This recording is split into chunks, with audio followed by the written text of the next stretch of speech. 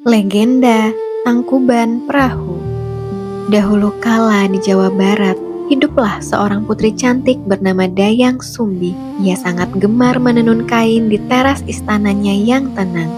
Suatu hari, pintalan benangnya jatuh ke bawah bukit. Karena merasa malas mengambilnya, ia berjanji bahwa siapapun yang membawakan pintalannya kembali, jika laki-laki akan ia jadikan suami, dan jika perempuan akan dijadikan saudara. Tak disangka, seekor anjing peliharaan istana bernama Si Tumang membawakan pintalan itu. Dayang Sumbi terkejut, namun ia harus menepati janjinya. Ternyata Si Tumang bukanlah anjing biasa. Ia adalah titisan dewa yang dikutuk. Mereka pun menikah dan tinggal di sebuah pondok sederhana di tengah hutan yang asri, jauh dari hiruk-pikuk istana.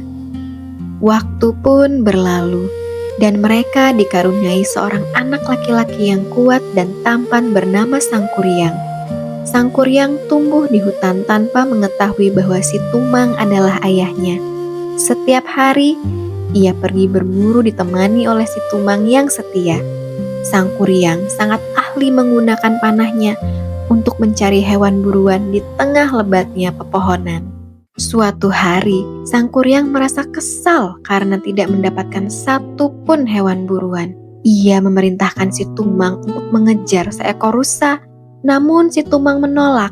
Karena marah, Sangkuriang melakukan hal yang buruk hingga ia pulang sendirian tanpa Si Tumang. Mengetahui hal itu, Dayang Sumbi sangat marah dan tanpa sengaja memukul kepala Sangkuriang dengan sendok kayu, sehingga meninggalkan luka di kepalanya. Merasa sakit hati karena dipukul dan diusir oleh ibunya, Sangkuriang pergi mengembara selama bertahun-tahun. Ia belajar banyak ilmu kesaktian dari berbagai guru di penjuru dunia. Sementara itu, Dayang Sumbi tetap tinggal di hutan dan dikaruniai anugerah kecantikan abadi oleh para dewa, sehingga wajahnya tetap muda dan cantik seperti saat ia masih gadis. Suatu hari, Sangkuriang yang telah menjadi pemuda perkasa, tanpa sengaja kembali ke hutan tempat ibunya tinggal. Ia bertemu dengan seorang wanita yang sangat cantik dan langsung jatuh cinta. Tanpa ia menyadari bahwa wanita itu adalah Dayang Sumbi ibunya.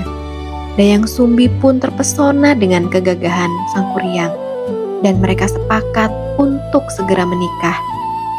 Namun, sesaat sebelum pernikahan, Dayang Sumbi membelai rambut Sangkuriang dan melihat sebuah bekas luka di kepalanya.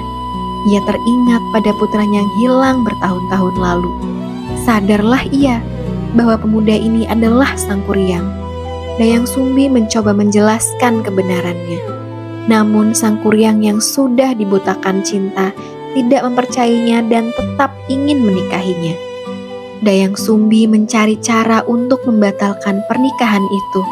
Ia memberikan syarat yang mustahil. Sangkuriang harus membendung Sungai Citarum untuk membuat danau dan membuat sebuah perahu besar. Semuanya harus ia lakukan dalam waktu 1 malam sebelum fajar menyingsing. Sangkuriang menyanggupi syarat itu dan memanggil para makhluk halus untuk membantunya bekerja dengan sangat cepat.